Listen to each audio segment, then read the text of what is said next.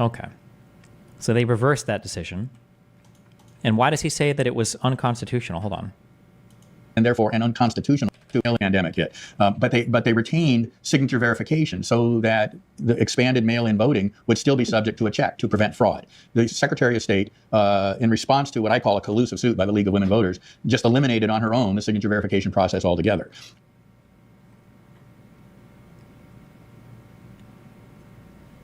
In a collusive suit all on her own, they eliminated that altogether. But ultimately, they couldn't have eliminated it on their own if it was a suit. There must have been a judge that signed off on this, right? Go back a minute. Okay. A very aggressive position to take. But you thought it was defensible or plausible, and in the circumstances worth pursuing.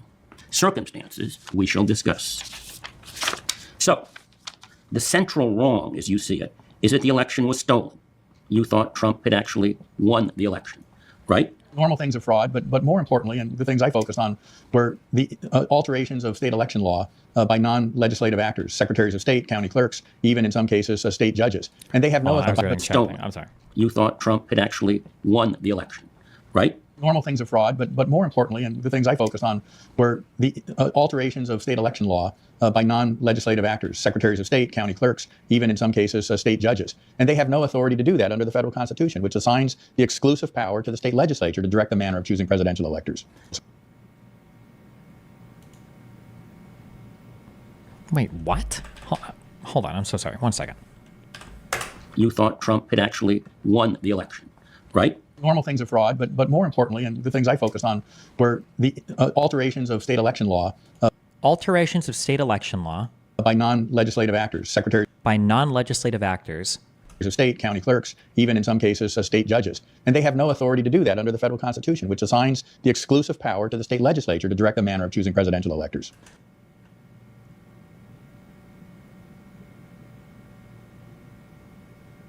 What is this argument? He's saying that, why are we watching this? I hate these people. Sorry. Okay, I'm sorry. I thought he was making a coherent legal argument. He's making the argument that the Constitution says that only the state legislature can make rules relating to, in this case, mail-in ballots, and that it doesn't matter what the fuck the state courts say, or it doesn't matter what the fuck anybody else says, that for the state to do something else, it's violating the U.S. Constitution. Independent state legislature theory. Oh, I've heard of this, but I didn't read any of this in detail. This is about the Moore case. This is 65 pages long.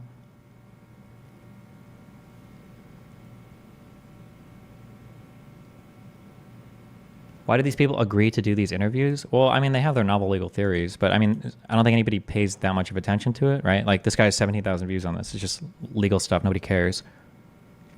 But the Secretary of State is part of the legislature. Are they? Generally, secretaries and all of that are aren't they officers that are part of offices that would be part of the governor's office, part of the execution branch, right? Executive branch.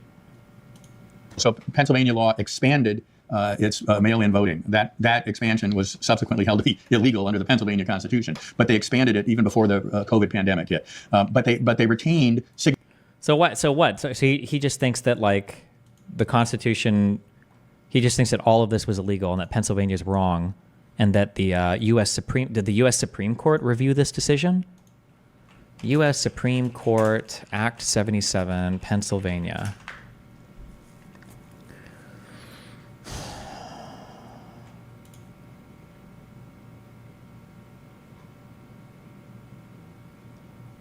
Did it even get appealed up to the Supreme Court?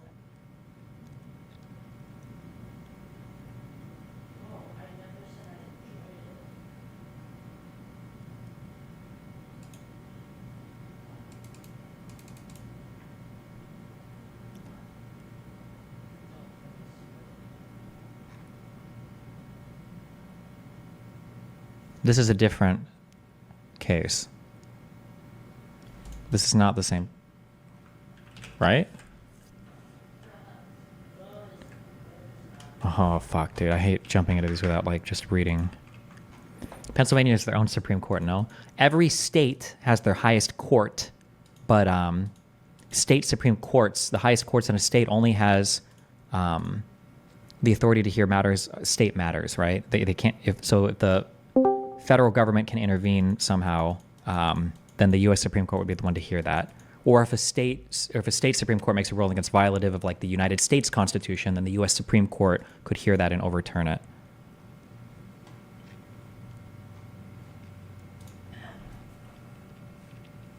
I joined my room. Peace, Co.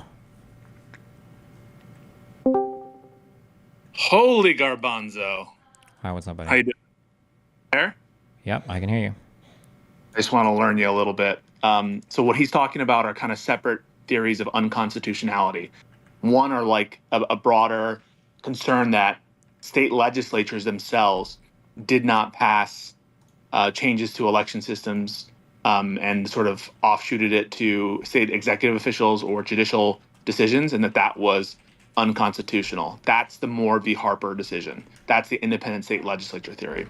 The response to that is like, well, hang on. If a state legislature gives the right for a state executive official to make certain changes, it kind of reminds you of Chevron, right? Where if a state decides by well, it's not even Chevron. It's just like the legislature, at least in the federal government, the legislature can empower right. Like yeah, that's just a thing. I don't know if states it can do that. reminds you of like that. Yeah. So Yeah. there were some arguments that no. When they say state legislature, they mean like not even, you can't even have a constitutional amendment change how the voting system happens for president in Where and then in states. where in the Constitution are we like finding support for this argument? In Article 2, it's called the Presidential Electors Clause. It's different than the Elections Clause for Congress. The Presidential Electors Clause says that and it's this one, Clause assign, 2. Each state shall appoint in such manner as the legislature thereof may direct a number of electors. Yeah, so their argument is when it says legislature, it's specific. It's not calling out the state general apparatus. They're saying only the legislature and only legislature. And so what they're saying essentially is the states can pass elections laws that violate their own state constitutions, and they cannot delegate that to any state executive official. So this would be a rule that would be like, not even state constitutions can limit how the state legislature and only the state legislature acts, not any other organization. Like you couldn't go to court and try to claim that something in the state constitution prevents a particular assignment of electors. So that's the independent state legislature theory. That was kind of a broad. Wait, so what is the Yeah. wait? So just run conceptually then. So what is the Yeah. independent state legislature theory? What is the idea that? So the independence of that term is saying only one body is called out in the Constitution that is allowed to assign electors. And that one body is not the states as such, the states generally. It's the state legislatures. So only the legislative bodies of the states, however they are the exclusive means by which electors are assigned for president. And then are we ignoring that manner could easily apply to like the manner that the legislature directs, calls out like some kind of like state secretary or executive thing? Do we just ignore that or? Yeah, what they're saying is that they're not allowed to under their own. You can't give that away. So you couldn't give it away to an executive agent, and that's the theory. It's not been accepted by the Supreme Court. It lost 6-3. I think that's ridiculous that it wasn't a 9-0 decision, but that's where our court is at. Wait, but, hold on, but wait. yeah. You said it lost 6-3. Hold on. The three that voted against it, one, definitely Thomas. Yeah. Right? Do you know the three? Yeah, maybe. Okay. Thomas is one for sure. Hold on. Okay. Second, I just hate him because of all the majority opinions I read. You say he's the center of the court. Fuck you. Roberts, was he one of the ones that voted against it? No, Roberts is the majority opinion. Then what? Then what was it? Kavanaugh and Gorsuch or who? It's Gorsuch and Alito. Oh, Alito. I always forget that fucker. Gorsuch and Alito. Okay. Yeah. What was So what was Gorsuch's argument? Or did he only one write? dissent. I think it was just Thomas's dissent. Yeah.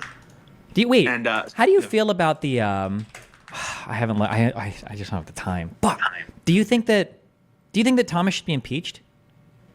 For what?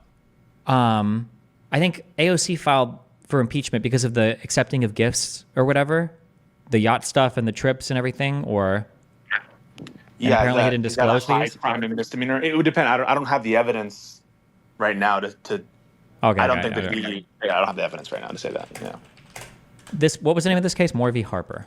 Moore v. Harper. So that is a case dealing with everyone's kind of accusations in the middle of the election. That this is all unconstitutional because you had state agencies and state like secretaries of state saying like, opening up new polling locations for COVID, right? Or implementing new rules for COVID, or like declaring new things, right? They were saying, well, they can't do that because that wasn't the legislature, and so these new regulations weren't allowed. That was like one flavor of the argument that's been rejected in Moore v. Harper. Okay. Yeah.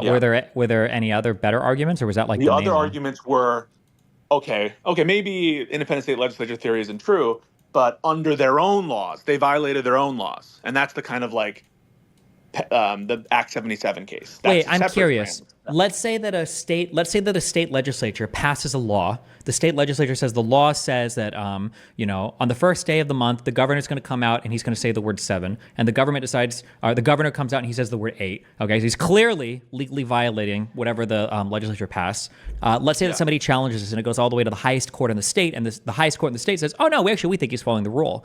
Assuming that this is all a state matter, and it's a state ruling, or it's the state's judiciary, doing the legal analysis of a state decision, does the U.S. Supreme Court have any review there, or no?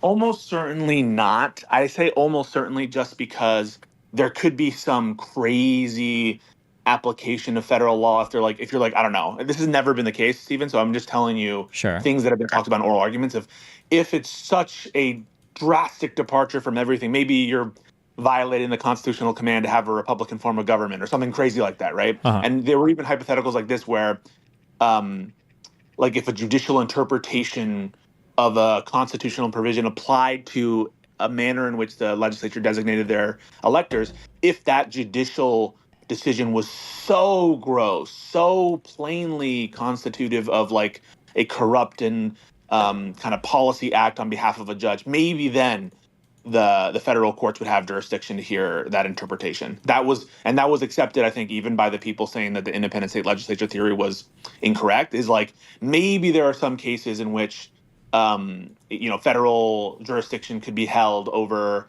some state Supreme Court constitutional interpretation of a state law, but almost always, and you should just assume always, the state highest court's interpretation of a state law for purposes of the not like a federal law, or not like an interstate thing. Yeah. It's a absolutely final decision that cannot be reviewed. Sure. And so the Act 77 case is about, it's actually counter to the independent state legislature theory, right? The independent state legislature theory says, hey, the legislature can pass whatever it wants. It doesn't even have to listen to its own constitution. And Act 77 was, without any... Wait, is the independent state legislature theory, does it apply to more than just Article 2, Clause 2? Are there other parts of the Constitution that call out like the legislature it's just for that. This is fucking retarded, right? Or do people take this seriously? Or am I missing something? People... We had to take it seriously because we were all scared that the court might, like, adopt it. But there's other case law in the books about, like, say, for instance, there have been referendum, right? Like constitutional referendum in where people can vote on like an amendment to the Constitution. You're aware of that? Where people have voted on, for example, Nebraska. I don't know if that was through like to amend referendum. a state constitution or the U.S. Constitution. Be like, all right, we're going to do ranked choice voting in Nebraska now, or we're going to do ranked choice voting in Maine. Sure. And they passed it via a general vote for that's how we're going to do it from now on. That would call into question those things because that is in the state legislature, right? That's a vote by the people of the state to change the manner in which the presidential electors are assigned. And so people were very scared that it was going to call into question that, any kind of constitutional change. And because all of these state legislatures are heavily gerrymandered, even more so than the federal counterparts. Think about Wisconsin. Those of you who were following it all, like the Wisconsin split for vote for their state legislatures has always been like very competitive, right? Wisconsin is one of the most competitive states. But like they've had advantages in the legislature of like 60 or to 40%, even though the vote split between Democrat and Republicans like pretty much 50-50 for like the past decade. And so people sort of saw it as a convenient way for pro-Republicans to, have these almost impossible to contest gerrymanders in state legislatures, and you couldn't even change any of their decisions based on like even a constitutional referenda in its own state.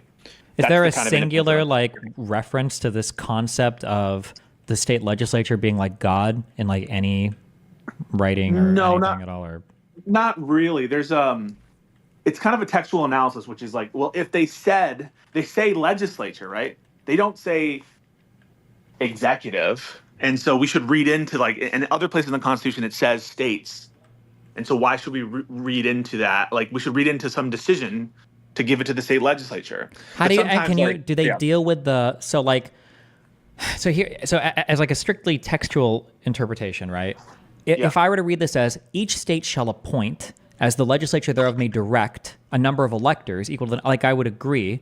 But when you have that in such manner, why can't that in such manner on a purely textual basis, without there being another clause saying the legislature may not, delegate this power or assign this power to some other branch? Why wouldn't that in such manner, just on a textual basis, cover that?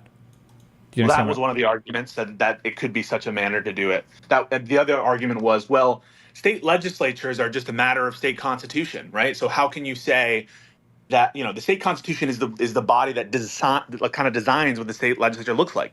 You could have so you could literally constitution have that it where they're like, oh, we actually do believe in the independent state legislature theory, and then a state constitution could just define literally the entire government as like legislature, capital L, and you'd kind of be like, right. fuck, So sure. that was kind of Justice Jackson's argument. Where like, yeah, well, look at all the rules that are set by the state constitution. You have to follow them anyway for like what like passes to become a law, and so all of the things that any state legislature does is always going to be subject to the state constitution. So how can it be that like regulations or referendums or limitations made in state constitutions that the founders didn't expect those to obviously apply? Mm-hmm.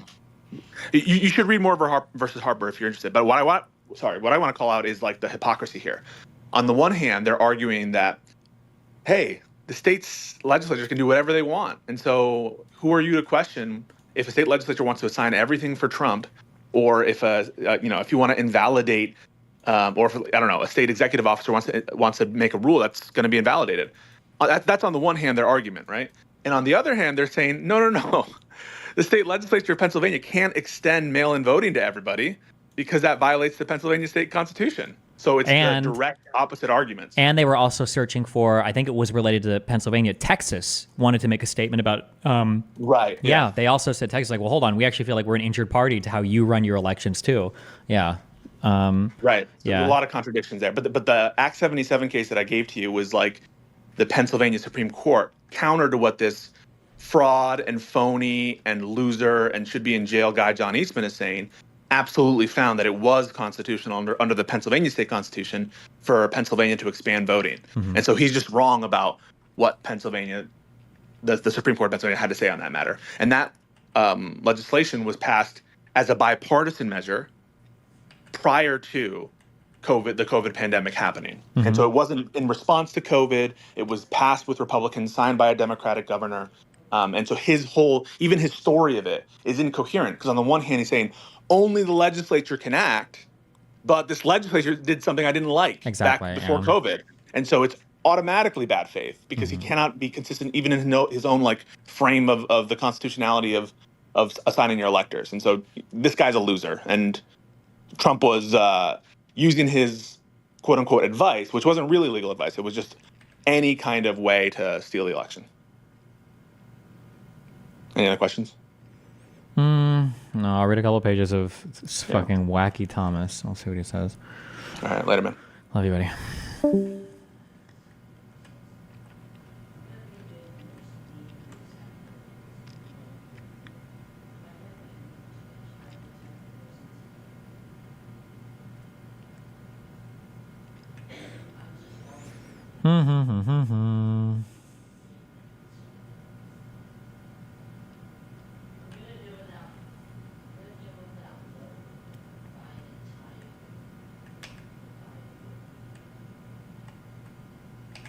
Fuck, okay, I don't care that much for this. Okay. Tiny needs to watch this. Here you go. Parada. Mix-up time. Doesn't get a clean hit. On that, the shoulder. Well, he can kill. He has rage. The shoulder again. Oh, the razor. Oh, my God. Oh, my God. Dude!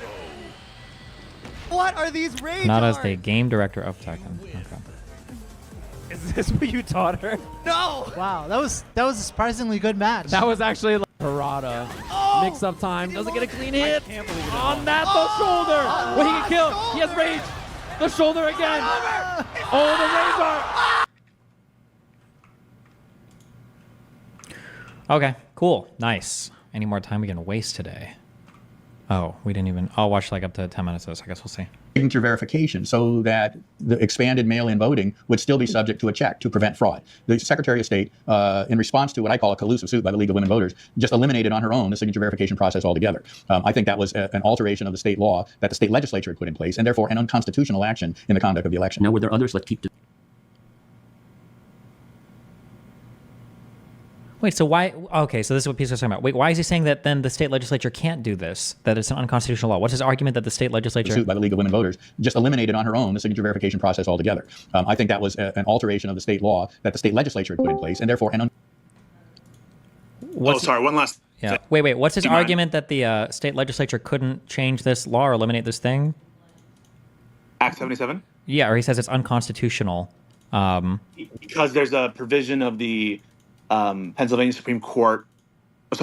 Constitution that says like these cases there shall be mail-in votings, and so people were like saying, "Hey, these are the only places that the Constitution says you can have mail-in voting." But the response was, "No, this isn't like a ceiling; it's a floor. It's saying at a bare minimum you have to have mail-in voting for this amount of people." Okay. And so that was the kind of argument. But one last thing, Yeah. for everyone who's arguing that Biden stepping down would be quote anti-democratic, I think you have brainworms. All of this, and I don't know if Stephen, I'm not sure. Wait, if you can hold on. What? Just as a quick pause.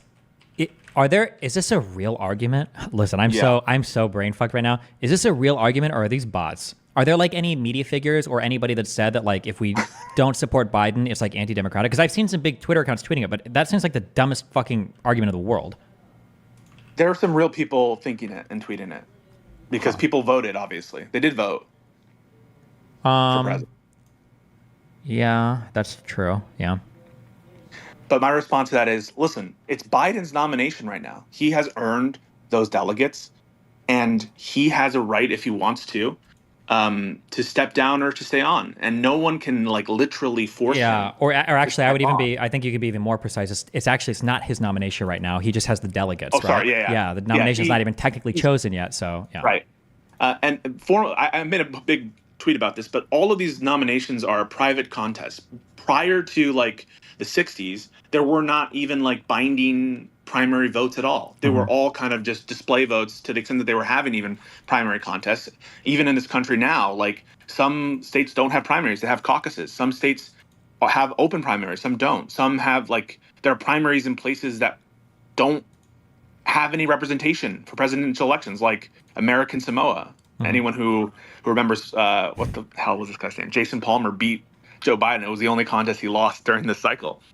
So like this is a pure act of policy by the DNC and by the Democrats. I agree with the policy generally, but you know, there's the real election is in November. That's when the election is. This is a private organization. They've made rules. They should abide by those rules, and those rules contain within them like conditions and provisos, which is like if a candidate steps down, these are the steps that happen afterwards. And so all of these primaries were run with those rules completely intact and with everyone having notice of those rules. And part of those rules include the processes by which a presumptive nominee could step down. Yeah. There's I will nothing- say though, I Yeah. could understand remember when we talk about sizable chunks of the voter base, we really only need like 3 or 4% to make somebody basically unelectable, right?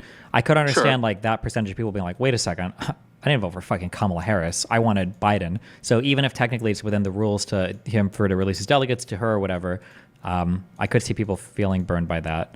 Even if I would say I like, understand you the shouldn't have feeling voted burned by it, but and you can definitely feel burned by it. But it's just a question of like, is it quote anti-democratic? And if by anti-democratic you mean like not going by the results of the primary contest, then I guess by definition it's quote anti-democratic. But that is ignoring the other components of the rules, which were expressly incorporated in all these contests, and it's part of the process. And the notion that it would require Biden's consent. Biden. Well, hold on, wait. Just as a real quick thing, when we talk about rules, none of that actually matters. Like, we all agree, every single person can agree that, you know, he can release his delegates to whoever he wants, and he can do that. But the question is, will you vote for him in the general? That's the important part, right? And regardless of whether it's in the rules or not, right? Like, we could all agree that it was technically within the rules that if Hillary Clinton wanted to, after Sanders stepped down, she could have gone to the convention and just like given all of her delegates to her fucking daughter or something. I don't know. And then people in the general will be like, okay, well, fine, you can do that, but we're not voting. Fuck you, right? People will feel burned by that. No, but what I mean is, like, I think that decision, if Hillary Clinton did that, I don't think that would be acceptable by the rules.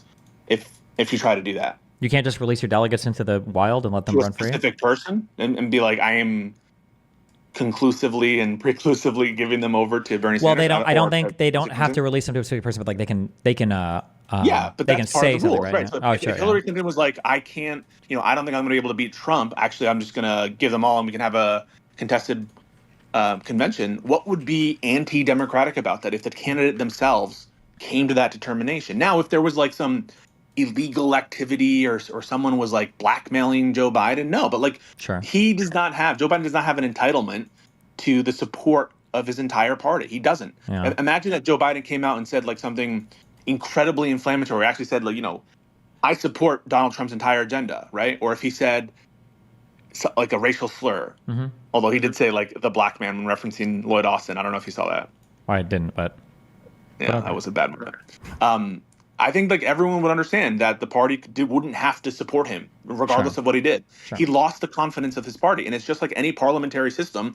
There, like, you have to maintain the confidence of your party, and if you don't, you may not have the advantages. But ultimately, the decision is going to be his, whether he wants to stay or not. And there's nothing anti-democratic about Biden being presented that choice, and by other members of the community, donors, representatives, voters themselves, using their First Amendment rights to say, "Hey, we don't have the confidence right now that you're going to be able to beat Donald Trump." That's totally within the bounds of the game. Anyway, that's my only point. I will say, can we agree on this point, okay? Yeah. Whether the Democrats need to decide, the DNC needs to decide if they want to stay or if they want to change, and there can't be this behind-the-scenes chatter is some bullshit. They need to come together and figure out their shit. If you're going to replace them, then get everybody on board with the messaging and get everybody, you know, coherent, cohesive, and, you know, ready to campaign for whoever the new person is, or the open process, whatever you choose, and do it. And if you're not, then get everybody to shut the fuck up and fall in line. This idea of like the leaks and the high-level lawmakers and AOC going on fucking TikTok and it's like, Jesus, what the fuck is happening? Yeah. My God. I think that they have decided, and I think that the person who hasn't decided is Joe Biden. And I think this is... You really think so? I think so. Yeah. And y'all can disagree if you want, but my take on everything is that the majority of the party, at least the important people in the party, have made up their minds, and this is escalation warfare. And it's just, you know, showing their hand that, listen, this will get worse and more embarrassing for you, Mr. Biden, if you don't, you know, agree with us. I think that once you have, you know, Pelosi, Schumer, Hakeem Jeffries, all being sourced and, you know, with leaked parts of those calls saying you should step down and them not denying it, if they're all in favor of him stepping down, who's going to be against it? Are we 100% that they're all in favor of him stepping down? Like, if they weren't, why wouldn't they deny it? I don't know what the policies are for these types of people, but like, let's say that it gets leaked for 5 people. You might have a policy where you just don't confirm or deny anyway, because if 4 people come out and deny it, then you basically have confirmation on the 5th person because some people are breaking. But I don't know like what their ordinary policies would be, right? Like, you know, for instance, like the United States or like Israel, like when assassinations happen, like the U.S. just doesn't comment. They don't like deny everything except for the things they did, and they say no comment. They just say no comment categorically, right? But they're being coy about stuff, and I think that the reporting is absolutely true. And there's too many. It's too well sourced. And you have Sherrod Brown just came out today. It's going to keep coming. I think they've made up their mind, and I think that decision is a wise decision. And I think that Joe Biden is very angry and hurt by that decision. And I feel for him because he has been an exceptional president in my mind, and he feels like he's earned a second presidency. But like, that's not. We have to think about the country first, and you know, it's not anti-democratic to say, Joe, look, you're losing support. You don't have the confidence of us. Make the right decision. If he decides to stay in, I will disagree with that decision, but I will absolutely support him 100%. but that's just what I see it. I don't think it's anti-democratic. It's his choice, and it's fine for people to voice their concerns. That's totally within the rules of the game. In democracy, you're allowed to speak your voice, and you're allowed to argue for certain policies that are within the rules. Interesting. Huh. Okay. Yeah. I'm not going to put you on the spot because... On the spot for what? Well, I could. For what? What am I on the spot for? Gun to your head right now. Kamala Harris, Joe Biden. Who do you prefer to be candidate right now? Bro, why? You don't have to answer that. You don't have to answer that. Yeah, that's a hard one. Jesus Christ. Biden's strongest warrior right now. Are you going to be Kamala's strongest warrior? No. I mean, like, if who do you were think Biden's Kamala would choose? warrior, why don't you say Joe Biden? Well, because obviously he's had a lot of trouble, right? I didn't like the swing state polls. The things that I just saw this morning didn't look too hot. But man, Kamala Harris, oof. Who do you think she would choose for VP? I'm guessing there's not even like a hint of that, right? I think Mark Kelly's been talked about. Okay. Think about how delicious that would be. Mark Kelly, Arizona, back on the map. Okay. Oh. Huh. You're liking it, aren't you? Well, I don't know how I'm talking about the black female presidential candidate when we've already got the conservatives railing on the DEI and blah, blah, blah. And like, I don't know. You don't believe all that. I don't believe all DGG that. has fallen. This entire, I mean, like, come on. If you believe that really with your heart, you would say Believe Joe Biden, what? of course. That was your answer not 2 weeks ago. You said Joe Biden, of course. I'm not going to vote for that. But now you're thinking, you're rethinking. And it shows. Okay. Unconstitutional action in the conduct of the election. Now, were there others? Let's keep to Pennsylvania. Yeah, there were others in Pennsylvania. They altered the deadline for return of absentee ballots. They allowed ballots that were maybe even mailed after Election Day if the postmark was illegible or non-existent, as long as it was received by the Friday after Election Day, those post-election ballots to be counted. They altered, in my view, the ability of people to observe and challenge illegal votes or ballots that came in where the signature on the envelope was so unlike the signature on file that you know it was a different person. But the state court, at the urging of the Secretary of State, said we're not going to allow even challenges to those things. Do they really do signature matching or verification on ballot? That seems wild. How many people actually have a consistent signature? I wonder what would get tossed. My signature is literally like a scribble. These are the kind of things that applied in the other swing states, and are there an example of what? So in Georgia, the Secretary of State there entered into a consent decree that severely weakened the signature verification process there, almost to the point that it became meaningless.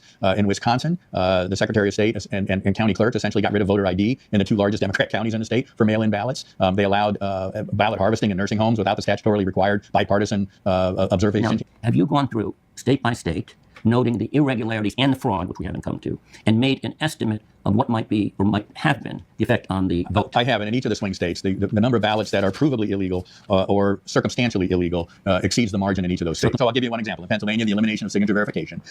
In prior years, the disqualification rate of ballots that came in and were invalidated because the signature didn't remotely look like the signature on file was about 4%. This is historically. Historically. And in some counties, like Philadelphia County, it was as high as 8%. But in this election, it was under 1%. And so if you look at that differential, you say, okay, there are more than 150,000 votes. That 150, we don't know Biden or Trump. So how do you extrapolate? Wait, what? Hold on. Might have been the effect on the vote. I have, and in each of the swing states, the number of ballots that are provably illegal or circumstantially illegal exceeds the margin in each of those states. So I'll give you one example. In Pennsylvania, the elimination of signature verification. In prior years, the disqualification rate of ballots that came in and were invalidated because the signature didn't remotely look like the signature on file was about 4%. This is historically. Historically. And in some counties, like Philadelphia County, it was as high as 8%. What is this? Doesn't pass the smell test. Almost 10% of votes were tossed in the county. That sounds really, really, really high. Is it? Can somebody give me a link to what he's talking about? It was 8%. 8% ballots tossed. Signature verification.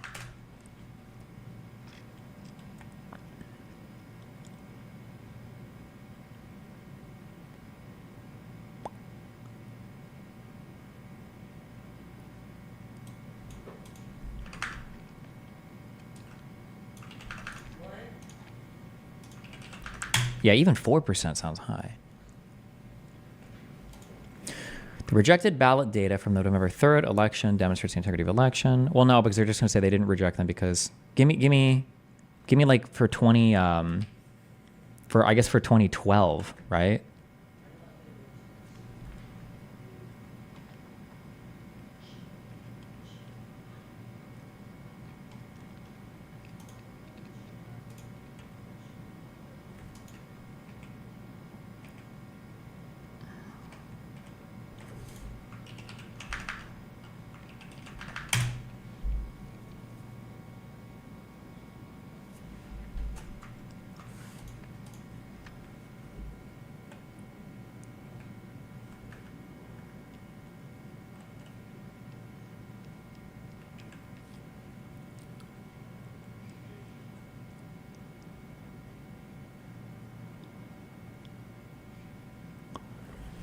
This is a very low number, right? 1,000 ballots rejected and not cured? Out of how many millions of voters? What is the Georgia population?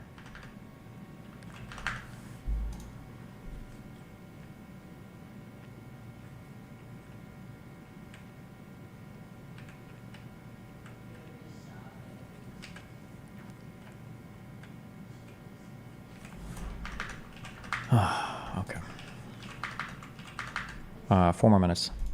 But in this election, it was under 1%. And so if you look at that differential, you say, okay, there are more than 150,000 votes. That 150, we don't know Biden or Trump. So how do you extrapolate? You can look at the votes where there was no problem with the signature, and you can look at how those people voted, and that was about 2-1 for Biden over Trump. And then you can take that number and assume something similar for the ballots that should have been disqualified but weren't. And that means you deduct 100,000 from Biden's total and 50,000 from Trump's total. The margin in Pennsylvania was 80,000 total. That one issue alone would have made up about 50,000 of the difference. So we've accounted for 50,000 of the 80,000 margin that Biden had in Pennsylvania. Now, I assume there are other things that must have brought it over the 80,000. Sure, there were several. One, the change in the date for return of absentee ballots.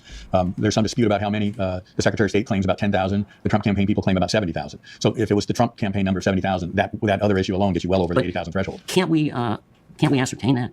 Well, we can if we had access to the records, which in many of these states has been difficult to achieve, particularly after the And fact. there's no court action. There's no court action pending that would force that. So if you had to guess at this point, what would have been the election results in Pennsylvania had they been properly run? My best guess is Trump probably picks up about 200,000 out of all these totals, which means he wins by 120,000 rather than losing by 80,000.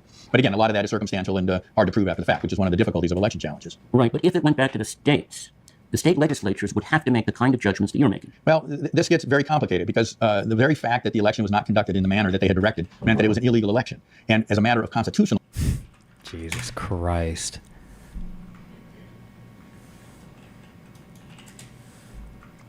Domestic absentee ballots, the reasons for rejection. Let's see. Okay. Total number of ballots rejected in each state.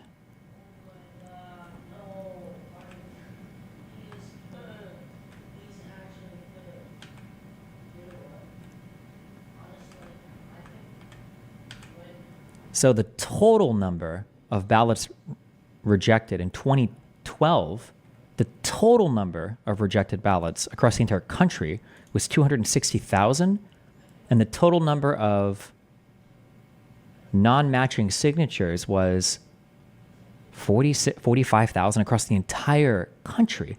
Where is he getting this 4% to 8% figure from? If somebody could source me that, I'd be so curious.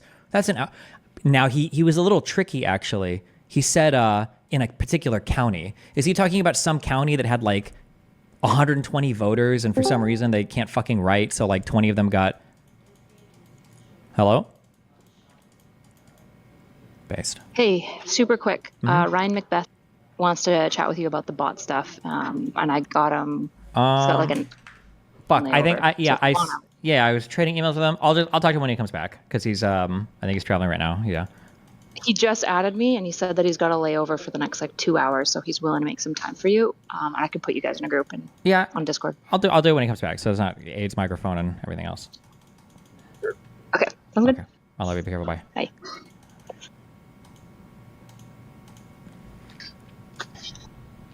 Wait, did you tell him that, or do you need me to communicate with him? Sorry, before I hang up. I emailed him earlier, actually. Do you want me to let him know when he gets back, or are you going to let him know? Just so that one of us does. Hold on.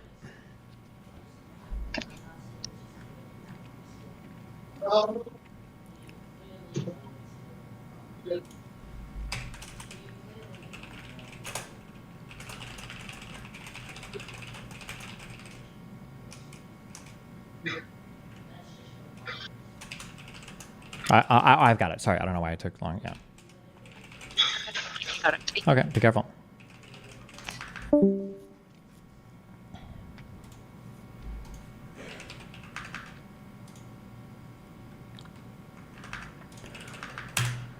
Looking at analysis of rejected ballots. It sounded like he was saying before this election. He said 8% was statewide, or 4% was statewide, and 8% for Philadelphia County. Okay.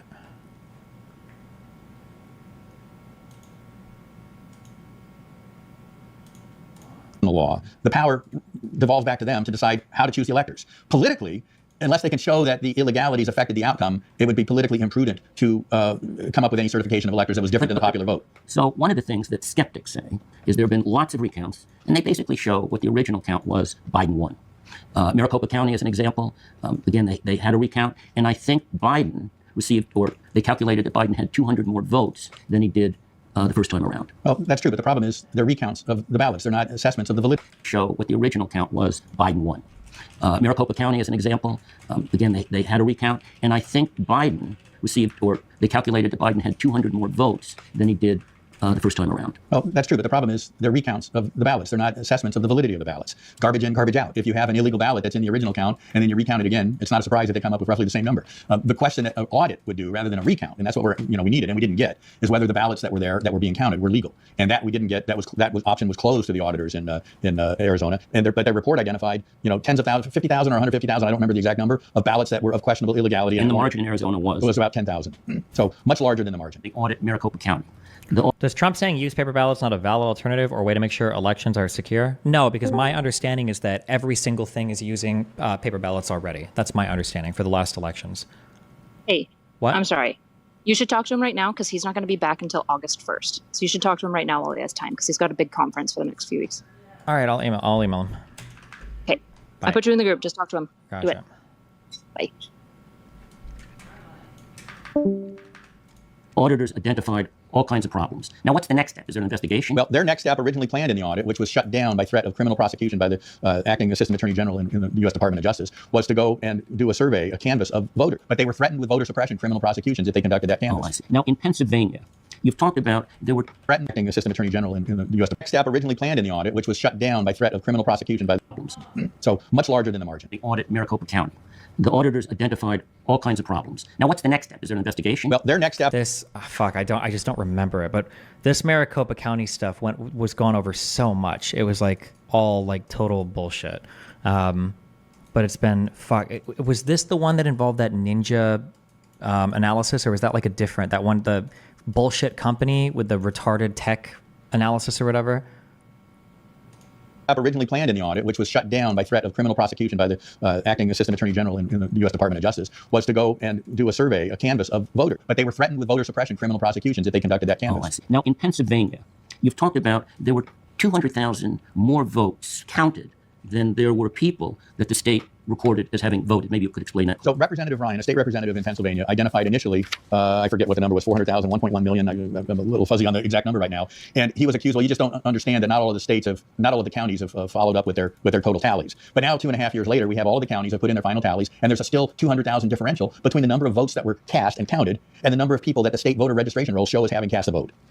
So, in other words, the state recorded a certain number of people entering polls, absentee ballots, mail-in, but yet Pennsylvania counted 200,000 more votes. And so, is there What is it? Okay, I don't have time. This will be the last time I'm done with this video. I don't have time to look up every single Pennsylvania 200,000 difference vote count versus registered.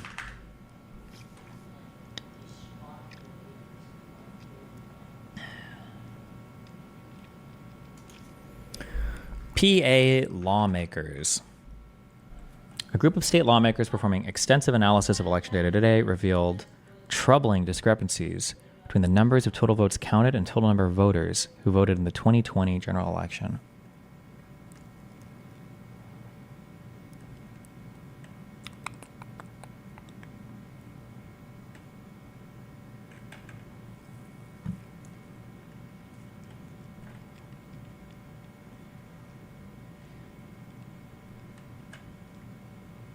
Department of State. This is like the State Department of State, right? This isn't like the U.S. Department of State, right? Who voted on November 3rd, 2020. As recorded by the Department of State, shows that 6 million, I don't know.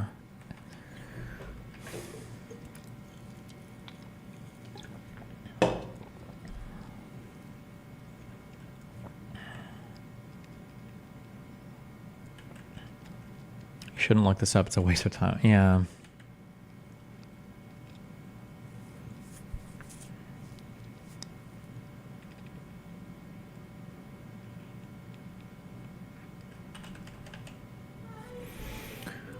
What is the response to this?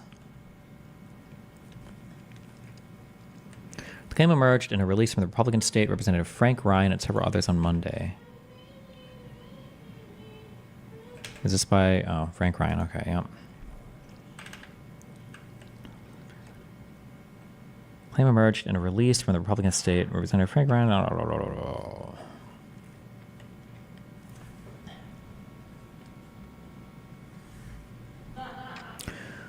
The claim then spread to several right-wing websites and social media influencers. However, this comes around incomplete data, according to Wanda Morin, communications director for the Pennsylvania Department of State, who called the lawmakers' release obvious misinformation. It was not immediately clear where the numbers cited in the release originated, and Ryan did not respond to a call seeking comment on Tuesday. However, the apparent reference to SURE, the statewide uniform registry of electors in Pennsylvania, points to state data on the voting history of registered voters, which some large counties have not finished uploading yet. These counties, which include Philadelphia, Allegheny, Butler, and Cumbria, would account for a significant number of voters. Marin told so they just, is this it? The numbers certified by Pennsylvania counties in November show that more than 6.9 million voters cast ballots in the 2020 election, electing Biden the winner by more than 80,000 votes. Social media users in recent weeks have also made similar claims that there are more votes counted than registered voters in battleground states like key cities. These claims easily debunked. Pennsylvania, for example, there were nearly 7 million votes cast. The total number of registered voters in 2020 was just over 9 million.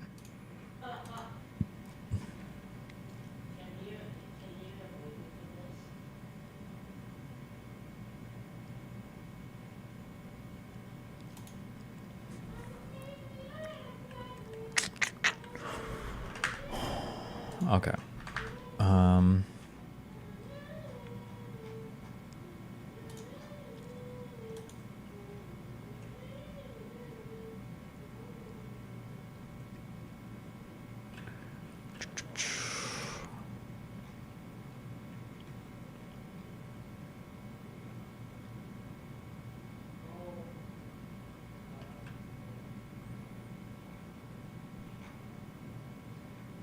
Jesus Christ.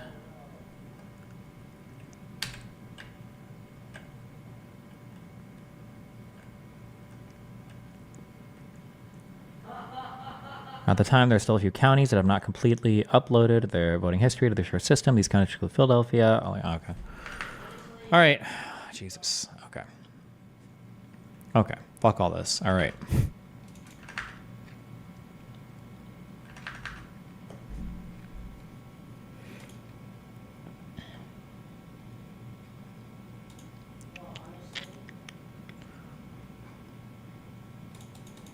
Okay, I'm gonna use a restroom, and then we're gonna keep plugging away at this. We're streaming until 10 tonight. Fuck this. 1 sec.